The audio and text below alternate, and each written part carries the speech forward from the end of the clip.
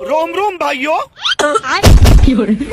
Doctor साहब जल्दी चलिए। हर साला तू फिर आ गया। हम तुमको बताए थे ना कि तुम्हारा इलाज नहीं कर पाएंगे। अरे नहीं डॉक्टर साहब, वो घर पे हमारा भाई बेहोश हो गया, उसका इलाज करना है।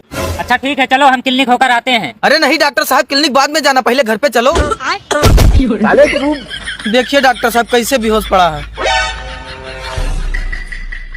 हर साला उधर उधर उधर।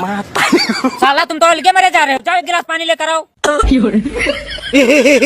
पानी ठंड लाना है या गरम? अबे साले।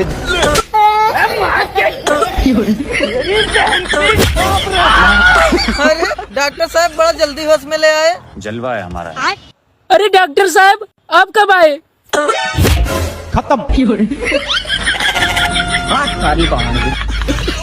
आज देखता हूँ कौन कौन चैनल को सब्सक्राइब करता है।